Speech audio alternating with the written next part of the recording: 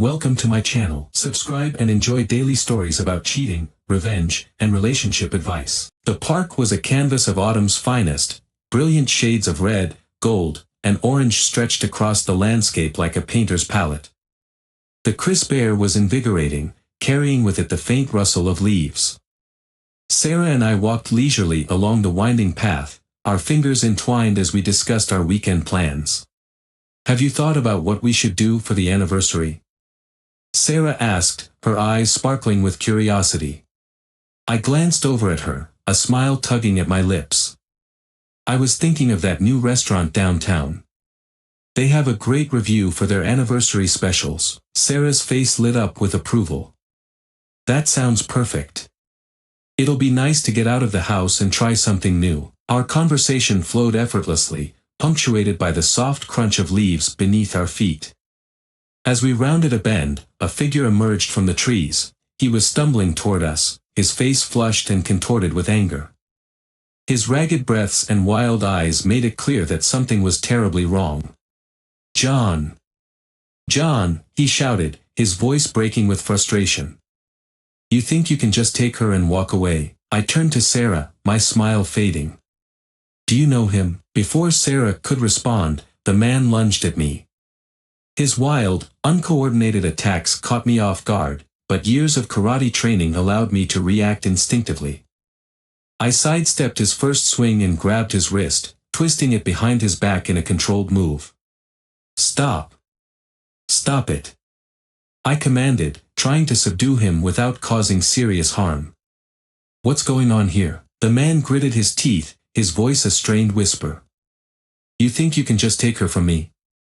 She's been with me for months." Sarah's face turned a shade paler, and she stepped back, her eyes wide with a mix of fear and guilt.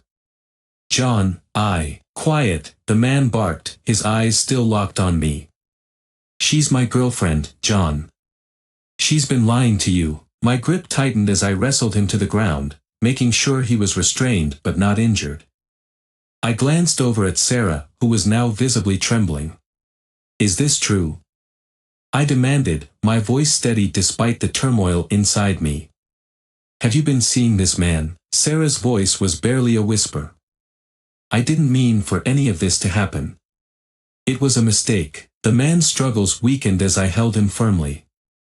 "A mistake?" I repeated incredulously. "Months of deception? You call that a mistake?" "John, please," Sarah pleaded, her eyes pleading. "It wasn't supposed to end like this." Alex, the man who had attacked me, finally stopped resisting. He looked up at me, his eyes filled with a mix of anger and despair. "I didn't want this. I wanted to confront you, to make you see what she's been doing." I released Alex, allowing him to sit on the grass while I tried to process the situation. "So what now?" I asked, my voice heavy with exhaustion and betrayal. Alex looked up at me, his expression softening slightly. "I don't know what's next. But I'm willing to work together if it means getting to the bottom of this." Sarah, still standing a few feet away, looked between us with tears in her eyes. "John, I'm so sorry. I never meant for any of this to happen." I took a deep breath, trying to steady my emotions. The park, once a place of serenity, now seemed tainted by the shadows of betrayal. "We'll talk later," I said, my voice clipped. "For now, I need some space." As I turned away, the autumn leaves continued to fall around us, each one a reminder of the fragility of trust and the harsh reality of human imperfections.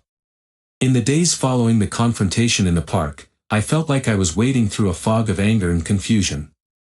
Sarah's betrayal was a gaping wound that I couldn't ignore, and her explanations did little to ease the pain. It was clear to me that I needed more answers, answers that could only come from confronting the reality of the situation. I arranged to meet Alex, the man who had attacked me, at a quiet, dimly lit cafe on the outskirts of town. It was the kind of place where people went to disappear into the shadows, which seemed fitting for our purpose. The cafe smelled of strong coffee and stale pastries, and the low hum of conversation provided a backdrop for our uneasy meeting.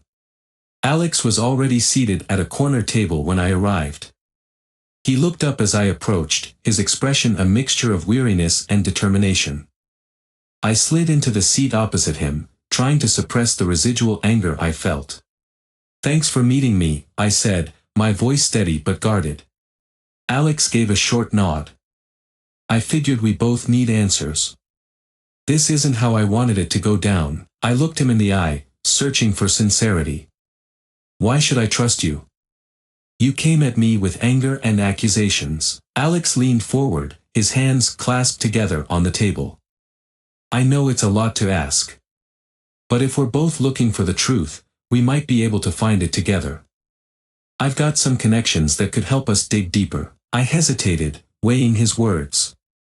"What exactly do you have in mind?" "Let's start with the basics," Alex said, his tone becoming more focused.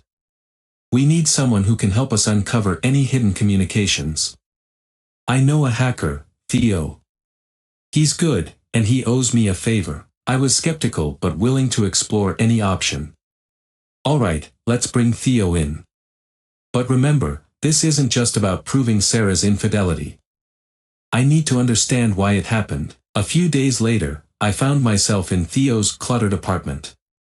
He was a wiry young man with a quick wit and an air of casual confidence. His workspace was a chaotic tangle of cables and screens, but he seemed to thrive in the disorder.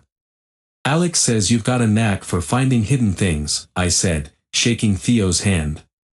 "I need you to help us dig through Sarah's communications." Theo raised an eyebrow, his fingers already dancing over his keyboard. "Hidden things, you say? Sounds like my kind of job. I'll need access to her devices and accounts, though." Alex and I exchanged a look, then I handed Theo a USB drive with the relevant data. "Here's everything we've managed to gather. I need you to find out who she's been in contact with and anything that might shed light on her actions." Theo plugged in the drive and began typing rapidly. "I'll see what I can find. It'll take a little time, but I'll get back to you with whatever I uncover." As Theo worked, Alex and I sat in silence, the weight of our shared mission hanging heavily between us. "Do you ever think we'll find out the whole truth?" Alex asked, his voice soft but tinged with doubt. "I hope so," I replied, looking out the window at the city beyond. "I need to understand why this happened. Without that, there's no way to move forward." A few days later, Theo contacted us with his findings. We met in the same cafe where Alex and I had first discussed our alliance. Theo's face was a mixture of satisfaction and exhaustion. "I found something," Theo said, sliding a folder across the table. "Sarah's been communicating with someone named David Clark.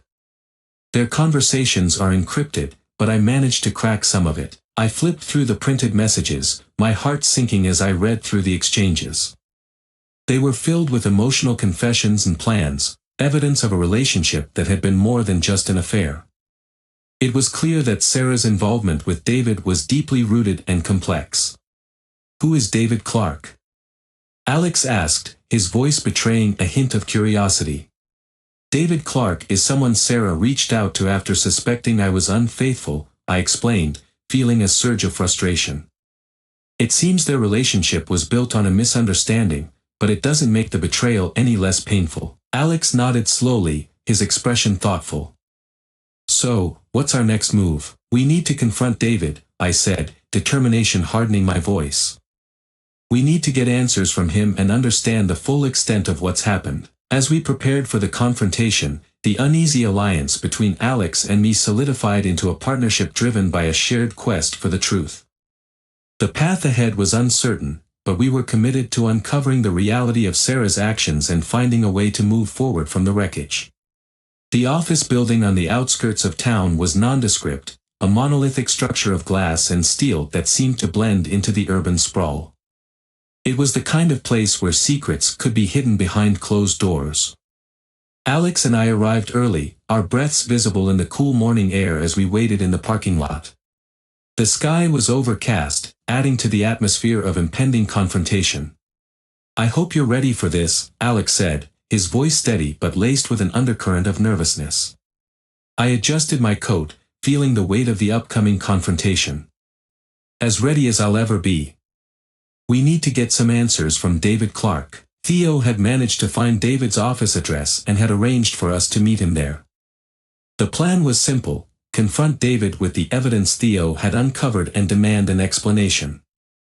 There was a tense silence between Alex and me as we made our way to the building's entrance. Inside, the lobby was sleek and modern, with marble floors and minimalist decor. We approached the receptionist, a woman with a professional demeanor who gave us a curious look. "We're here to see David Clark," Alex said, his voice authoritative but polite. "He's expecting us." The receptionist checked her appointment list and nodded. "He's in his office on the 10th floor. You can take the elevator." The elevator ride was silent, the tension palpable. When the doors opened on the 10th floor, we walked down a hallway lined with framed artwork and into David's office, a spacious room with floor-to-ceiling windows and a panoramic view of the city. David was standing behind his desk, his demeanor calm and collected. He looked up as we entered, his face a mask of practiced neutrality. "John, Alex," David said, his tone cool and measured. "I didn't expect to see you here. What can I do for you?" Alex took a step forward, his voice cutting through the air like a knife. "We need to talk about your relationship with Sarah. We've uncovered evidence of your communications with her, and we want to understand why this happened." David's expression didn't change, but his eyes narrowed slightly. "I see. And what exactly do you want to know?" I took a deep breath, trying to keep my voice steady. "I want to know why Sarah felt the need to seek comfort from you. She believed I was being unfaithful, and it led to this mess. I need to understand how things got to this point." David leaned back in his chair, his fingers steepled in front of him.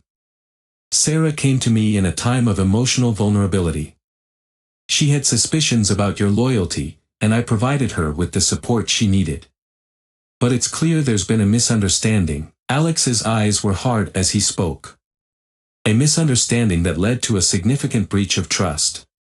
Did you know she was married?" "Yes," David admitted, his voice even. "I was aware of her marital status. But she was insistent on discussing her issues, and our relationship evolved from there." I clenched my fists, trying to contain my frustration. "So, you were aware of the situation and continued the affair anyway?" David's gaze didn't waver. "It wasn't a simple affair. It was complex, and emotions were involved. I didn't intend to cause harm, but I can't deny that my actions contributed to the situation." I felt a surge of anger but forced myself to stay calm.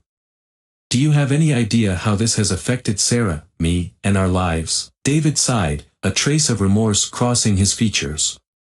"I understand that this has been incredibly painful for both of you. I didn't anticipate the full impact of my actions, but I can't change what's happened." Alex shifted uncomfortably but spoke up. "What about your interactions with Sarah? What did you discuss?" David's expression softened slightly. "We talked about her doubts, her fears, and her frustrations. She believed you were unfaithful, which drove her to seek solace elsewhere. Our conversations were emotional and honest, but they were never intended to deceive." I glanced at Alex, who seemed as frustrated as I was. "Thank you for your time, David. We needed to hear this from you." As we left the office, Alex and I were quiet, the weight of the revelations heavy between us. The confrontation had provided some clarity but no easy answers. The path forward seemed more uncertain than ever. In the car, Alex broke the silence.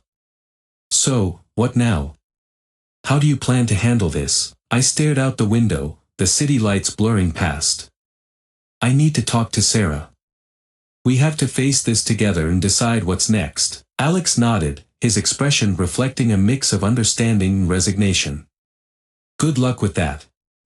If you need anything, you know where to find me." The drive home was a reflective one.